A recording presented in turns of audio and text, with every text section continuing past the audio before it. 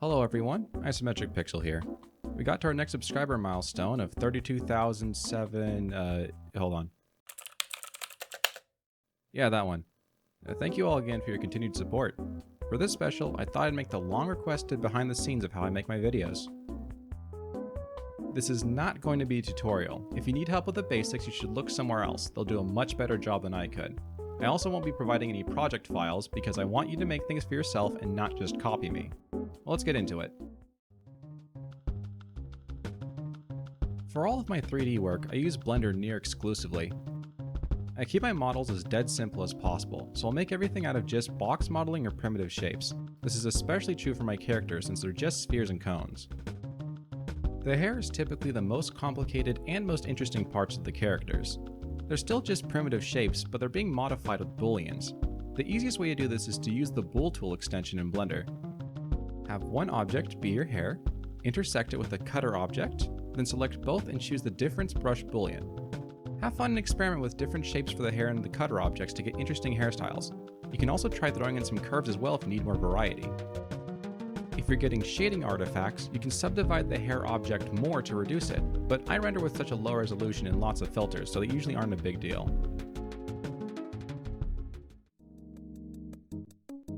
Like with modeling, I keep my shading simple too. You can just get away with using a default principled BSDF, but an even easier way to get a retro shader is to turn off the Use Nodes checkbox in the material settings.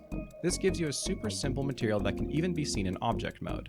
Quick editor's note, they removed the Use Nodes checkbox in version 5.0. If you're using version 5.0 or later, just use the principled BSDF instead. I like to keep my lighting the same between shots to reduce the work involved, so I use a sun lamp and parent it to the camera. Now when the camera moves, the light does too. I like to disable shadows as well, but that one's up to you.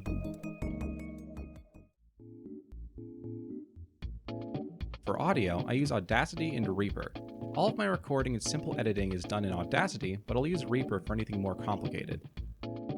When I can't think of anything to record myself, I'll just scroll through social media until I find something that clicks with me. Then I'll download it and start sketching out ideas with cuts and sound effects. If you didn't make it yourself, make sure you credit where you can.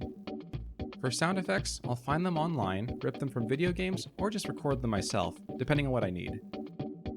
I filter my audio through a bit crusher to get that crunchy sound. Any of them work, but I use the one from Kilohertz. Since this lowers the audio quality, you don't really need anything fancy to record sounds. Even your phone would work.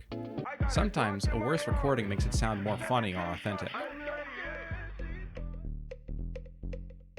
I have a very overly complicated rig I use to animate my characters.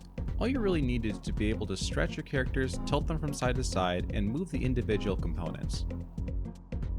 I use a layered approach to animating that follows this basic pattern: speech, body, hands, head, details, and cleanup.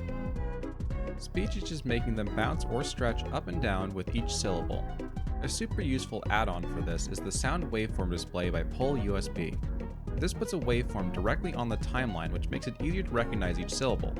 Just go through and match each one until they fit. For every other component, I just animate them normally. I put a lot of emphasis on bouncy and swaying motion, but ultimately just make whatever looks good to you. When you're all done, just render a transparent image sequence and we're ready to move on to post-processing. Here's my normal render settings, but I'll change things around as needed.